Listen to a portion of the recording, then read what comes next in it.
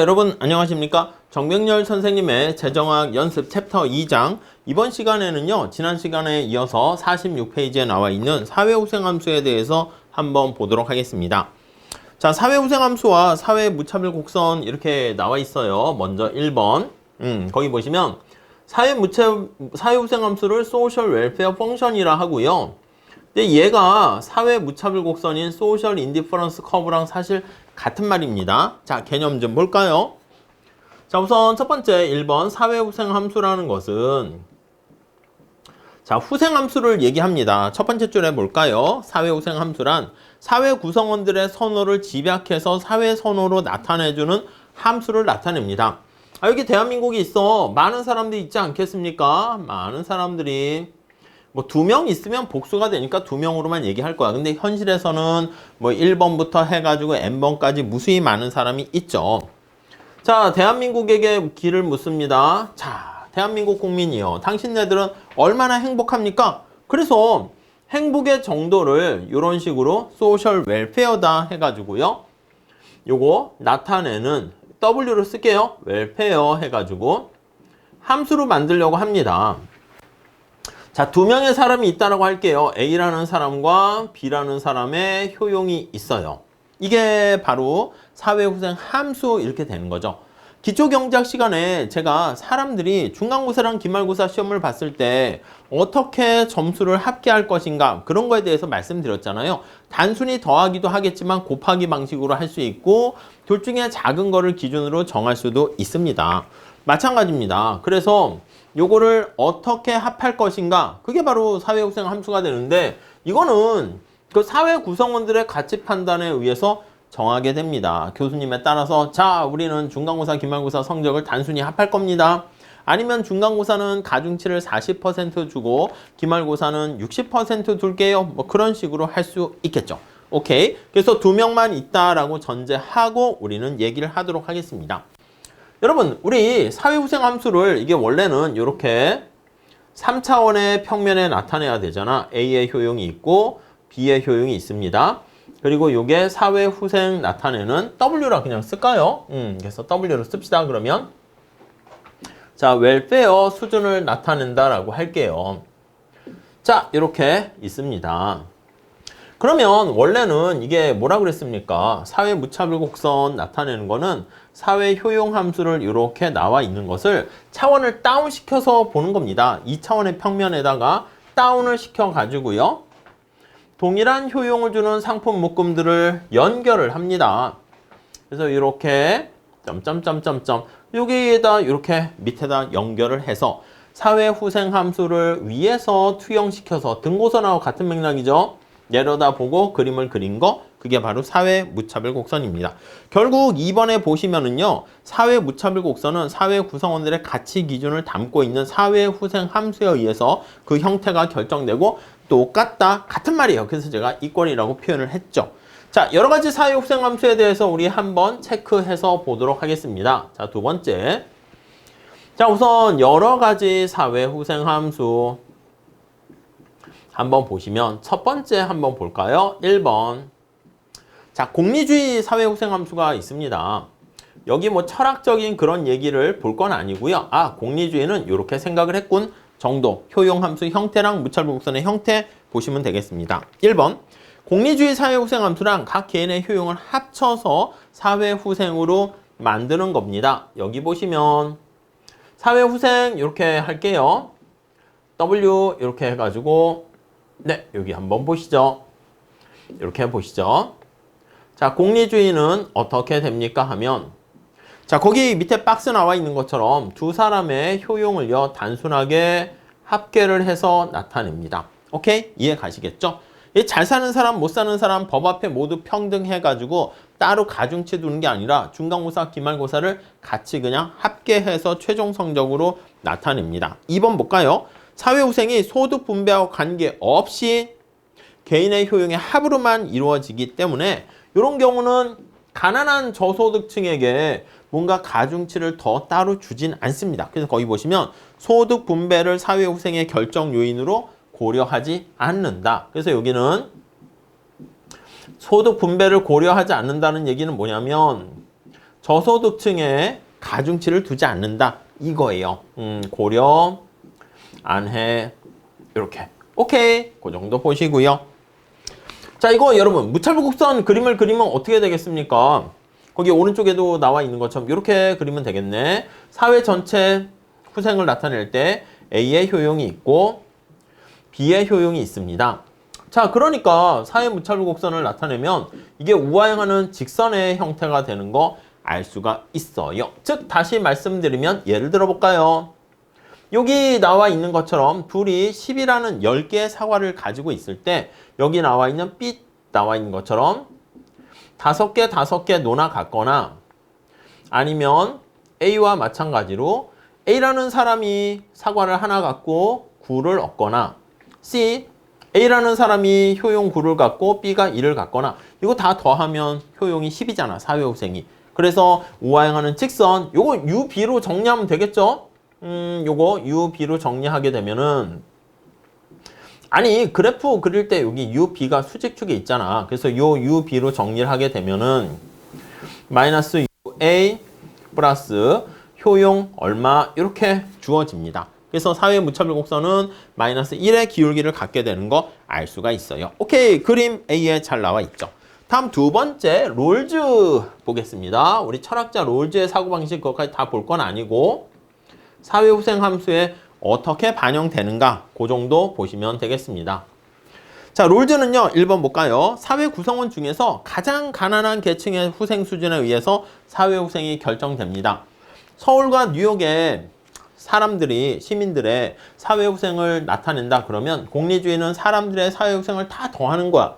롤즈는 서울에서 제일 가난한 사람 나오세요. 뭐 뉴욕에서 제일 가난한 사람 나오세요. 가난한 사람끼리 누가 더 가난한가? 그 나라가 더 살기 힘든 그런 나라다. 이렇게 보시면 되겠습니다. 반대로 엘리트 효용함수라는 게 있어.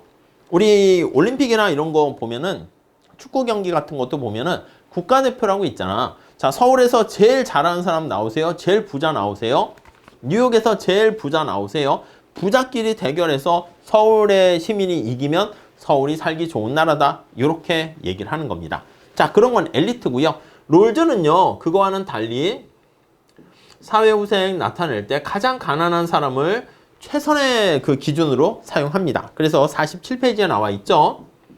두 사람 중에서 A라는 사람과 B라는 사람이 있으면 둘 중에 해석해 보세요. 두 사람 중에서 가난한 사람이 전체를 대표한다. 이렇게 보시면 되겠습니다.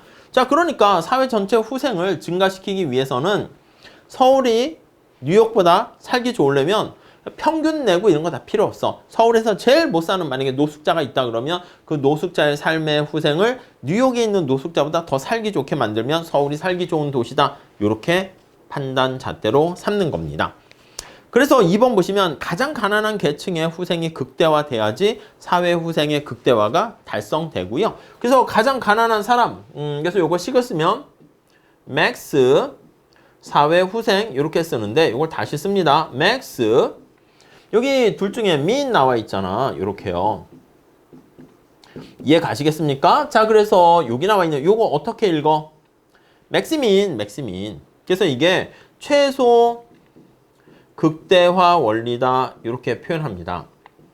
이게 가끔 시험에 나오기도 하는데 왜 나옵니까 하면 여러분 보세요. 이건 맥스민 하니까 맥스가 최대고 민이 최소잖아. 근데 우리나라 말로 번역을 할 때는 최소 극대화로 해요. 왜 그렇습니까 하면요.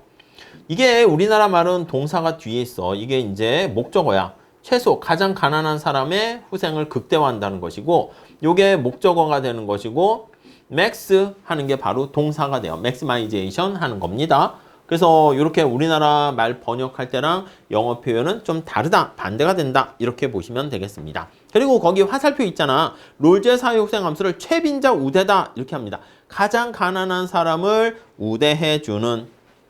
자, 그래서 고소득층으로부터 저소득층으로 소득을 재분배하게 되면 사회후생이 증가해. 얘는 어떻게 돼? 재분배를 해도 사회후생이 증가하거나 그렇지 않습니다. 자, 극단적인 평등주의 가치관을 나타내고 있고요.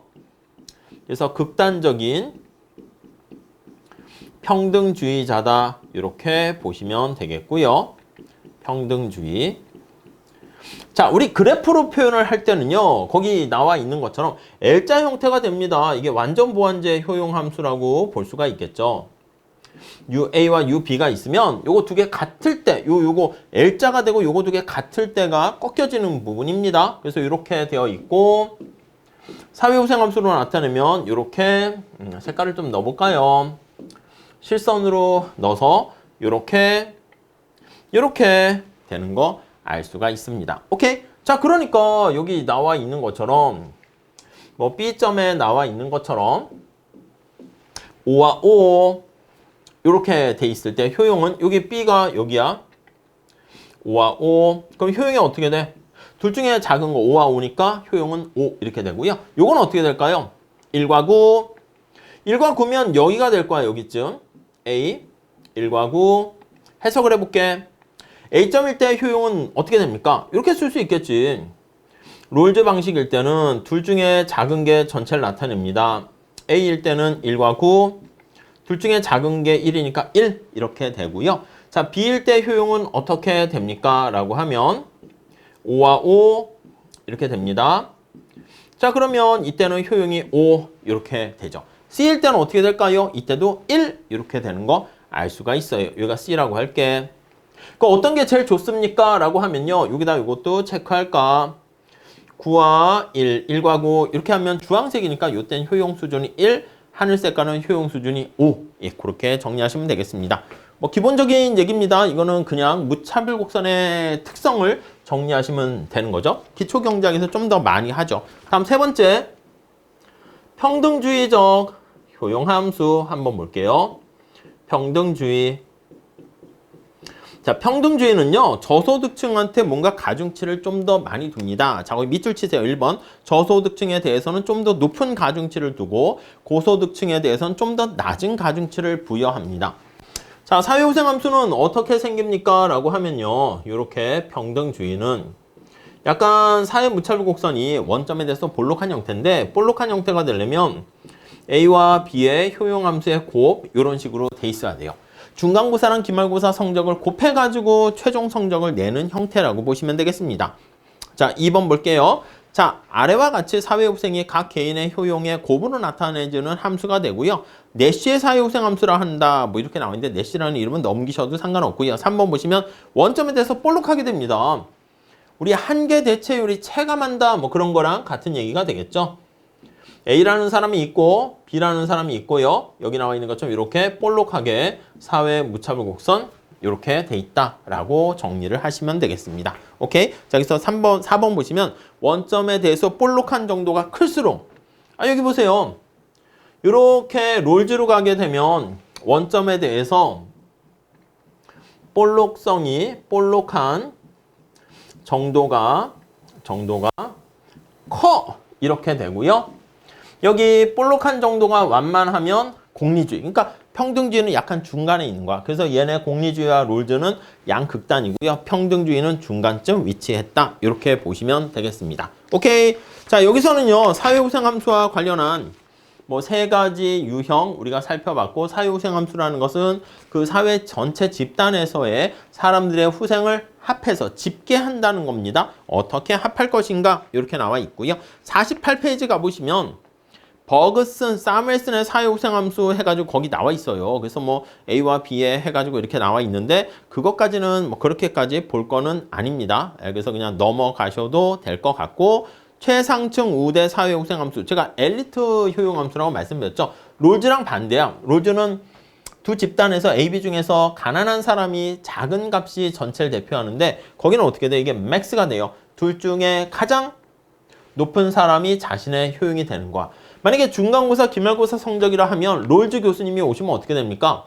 중간고사랑 기말고사 중에서 못 본 게 너의 최종 성적입니다. 이렇게 얘기하는 거랑 엘리트 거기 나와 있는 후생함수는 어떻게 됩니까? 여러분들이 보신 중간고사랑 기말고사 중에서 가장 잘 본 게 당신의 점수가 됩니다. 이렇게 되겠지. 그러니까 약간 우리가 토익 성적 같은 거 낼 때 보면 여러 번 시험 봐서 가장 잘 본 거를 내잖아요. 그게 이제 엘리트 효용함수가 되는 것이고, 이 롤즈 방식으로 하게 되면은 한 번이라도 시험을 망하면 끝장나는 거지. 내가 중간고사 10점 받았어.